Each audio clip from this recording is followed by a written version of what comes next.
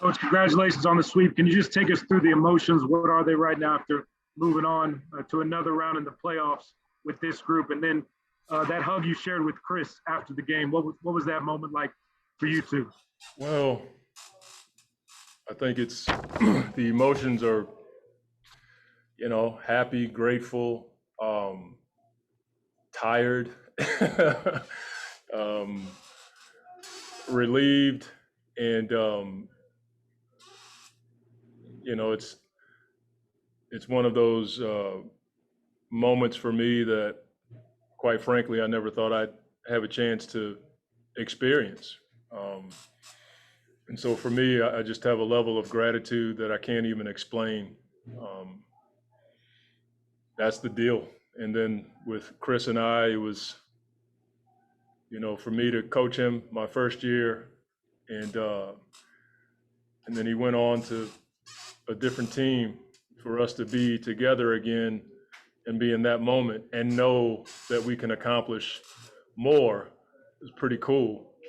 At the same time, I wanted to take a second to just, feel that for a second with him and Book. Um, Chris has meant so much to my career. He's meant so much to my life. I've shared it with a few people, but at the darkest moment of my life, Chris was right there. And, one of the highlights of my career, he's right there. And so I'm just grateful to God for him and all of our guys. And that's where it is right now. I'm not really good at waxing eloquent about how I feel, other than just telling you I just feel grateful for this opportunity and to be on this team in this moment and have a chance to move forward. Next up is Nick King with Channel 3, Channel 5, and then Dwayne Rankin. Monty, what was that huddle like as they're reviewing the Jokic flagrant and just the response from you guys? You use the word poise a lot. Did you see that from that point forward? Yeah, we talked about that. It was just 2 series in a row where we had, that kind of incident. And I didn't really think it was, anything malicious. But in those moments, you have to regulate your emotions. And that's what we've been talking about all season long. And so Chris got the guys together and talked about it. I got them together and talked about it. And, everybody was on the same page. We've been talking about winning. And in those moments, we got to get back to the task at hand. And we did that. Next is Dwayne Rankin with the Arizona Republic, followed by Kellen Olson. Coach, I'm going to go just a tad off the radar. Today is obviously June 13th. Depending on what happens with the Clippers and Jazz, the conference finals won't start until either the 20th or the 22nd. So that could be 7 to 9 days in between. How much could that rest? How much do you guys need that kind of rest, considering, the run of every other day playing playoffs, basically from the start?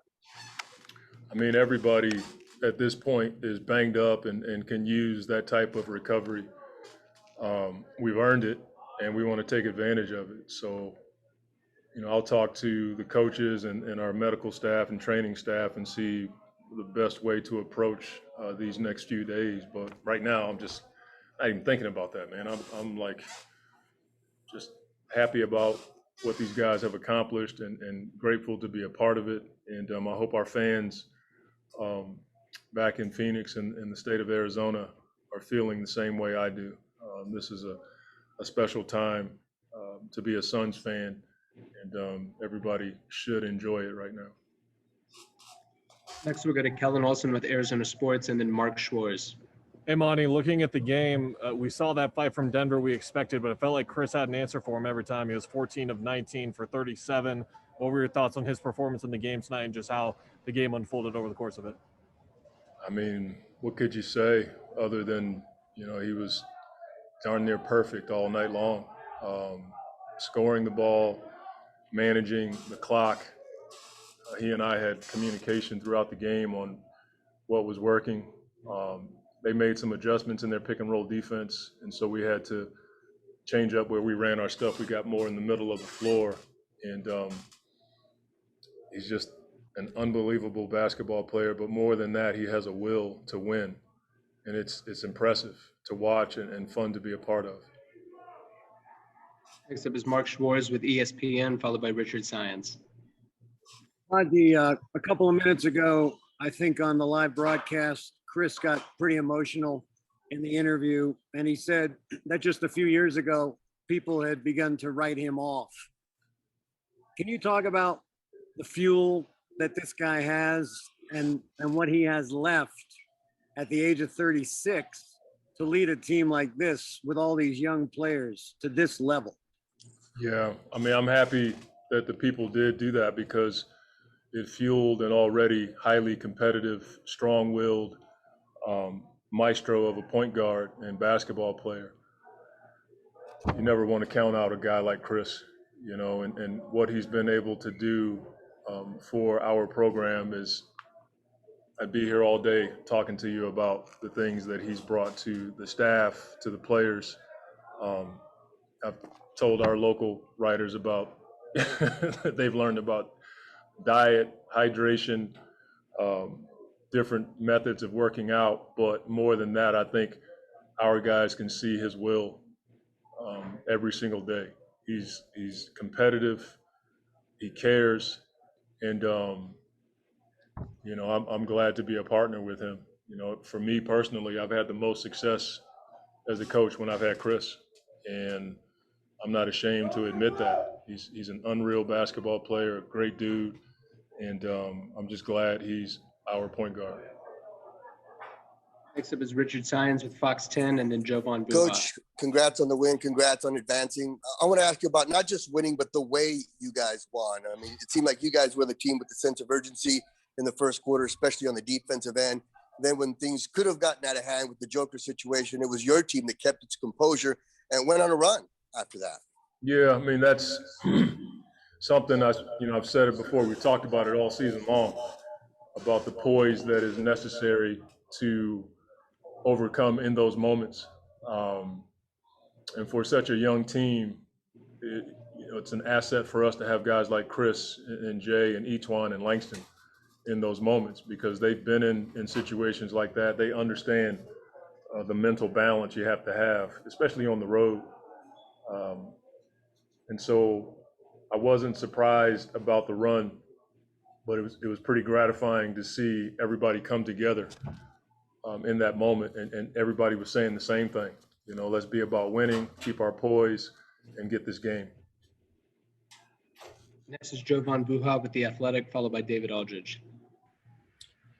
Hey, Monty, you guys were an elite defense in the regular season. You were 6th in defensive rating, but you're 2nd in the postseason. I'm curious, what areas defensively have you seen growth and progress with this group, from going from already being elite to top 2 in the postseason?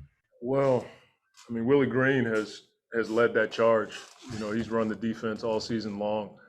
The will of our guys on the floor, you know, a lot of times you run schemes and things of that nature, but for the most part, you see guys flying around, putting out fires when they need to be put out. And then DA, he's the anchor.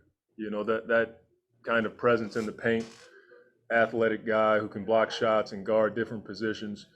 Adding Jay for sure has helped our defense. He guarded everybody in this series. And Mikal typically guards the toughest wing. And we have them all over the place, guarding 1s, 2s, 3s.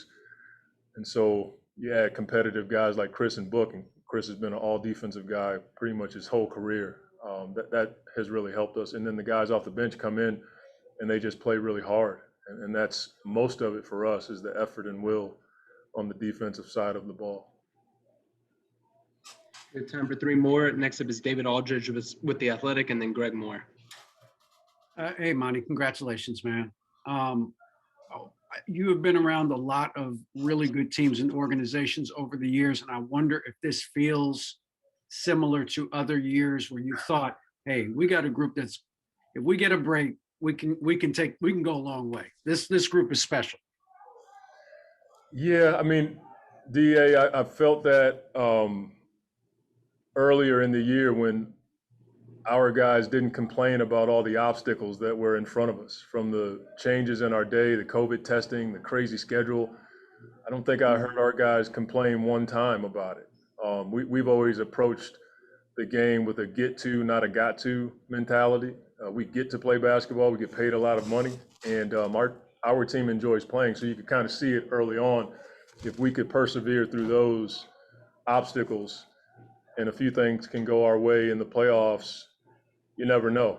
And again, DA, the competitive will of our players. You know, Book, Chris, and Jay. I mean, those guys, they don't want to lose anything. I mean, the arguments that we all have on the bench are legendary, but it's all in an effort to win games. And so, you know, I don't want to get too far ahead of myself or get happy on the farm, but you could see a perseverance about our team this season when I didn't see guys complaining about the things that they could have complained about. Final two questions are going to be Greg Moore with the Arizona Republic and Gerald Briguet. Coach, congratulations on the wins. Greg Moore, Arizona Republic. We've been talking all year long about poise, especially through the playoffs. What's the key to doing it? Well, I think what people misunderstand is, you know, we want everybody to just be passive in those moments, and that's not the deal. You know, we're not wanting our guys to be choir boys because we're not singing. So you have to keep your edge, but you have to also understand the moment. And I think the key for us is recognizing when we need the poise, but then rallying around each other in case one guy is a little off with his mental capacity. That's what happened tonight. Chris got the guys together. Jay was talking. Etuan and Langston were doing the same thing, and probably a few other guys. I think the connection of our team helped us and has helped us in those moments this year when, you know, quite frankly, we all lose it at times. Final question is Gerald Briguet with Fansided. Hey, Coach. Devin Booker in that closeout game last series put up 47, drops another 34 tonight. I know a lot of people have been waiting to see what he would do in his first playoff series. Just what can you say about what he is doing in his first playoff series of his, and especially in these closeout games? He's not afraid of the moment. That's the deal. You know, I've been around a lot of players,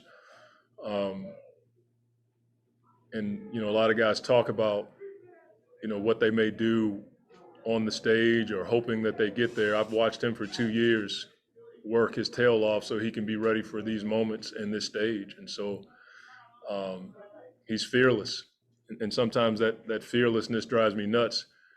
But for the most part, his fearlessness helps us on the big stage, and it has throughout these playoffs. So I'm not surprised. I don't take it for granted, but I've watched him work, and I've watched his focus, and he and I have talked about this pretty much for 2 years. You know, we didn't know it'd be this soon, but this was a part of our conversations when he and I talked about, you know, getting to this point and having a chance to move on.